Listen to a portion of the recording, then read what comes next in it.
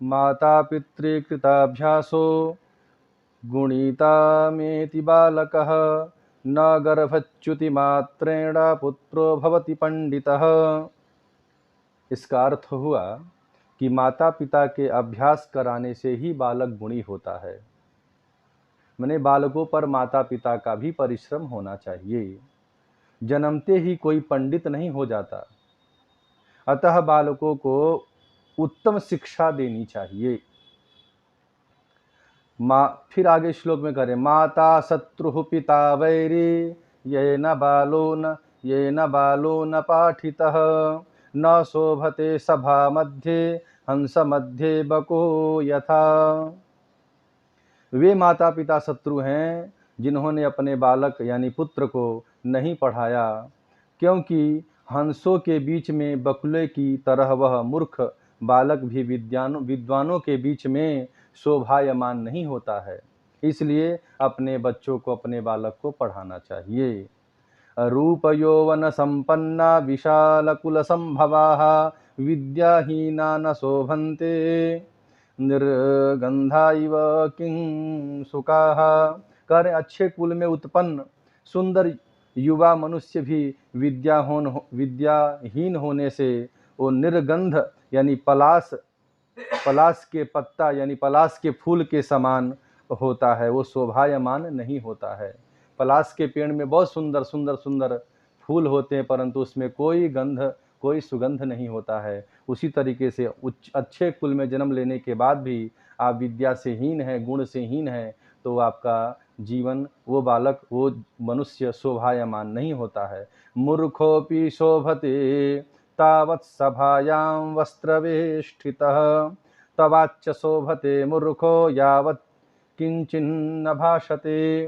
कह रहे हैं कि विद्वानों की सभा में अच्छा कपड़ा पहनकर कदाचित मूर्ख भी शोभा देता है, परंतु वह तभी तक शोभा देता है जब तक वह कुछ नहीं बोलता, क्योंकि अर्थात उसके बोलते ही उसकी योग्यता यानी मूर्खता मालूम हो जाती है।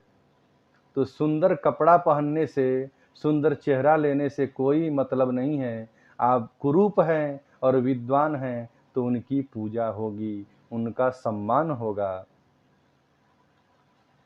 तो कह रहे हैं काचः कांचन संसर्गा धत्ते मार कतिम द्वितिम यथा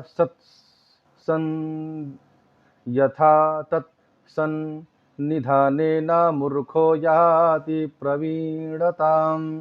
कह रहे हैं जैसे कांच भी सुवर्ण के संबंध में मरकत मणि यानी पन्ना सी शोभा पाता है, कांच भी पन्ना के जैसे शोभा पाता है, इसी प्रकार सज्जनों के संसर्ग से मूर्ख भी चतुर हो जाता है।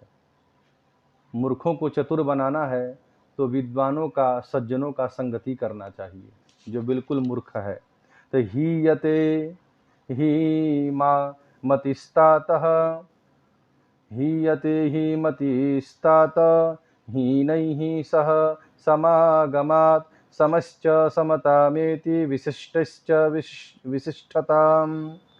कह रहे हैं कि हे तात, नीचों के संग साथ से मनुष्य की बुद्धि छोटी हो जाती है और अपने बराबर बुद्धि वालों के साथ बुद्धि असाधारण रहती है।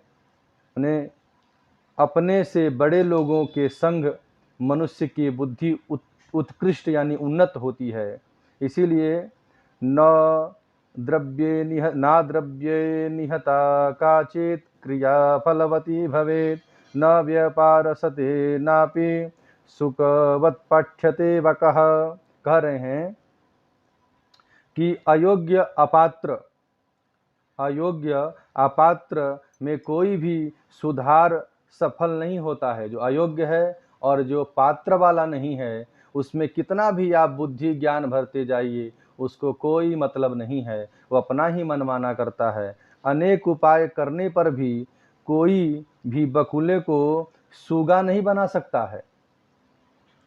इसी तरीके से जो नहीं पढ़ता है उसको, या पात्र वाला नहीं है, उसको विद्वान और गुणी नहीं बनाया जा सकता है।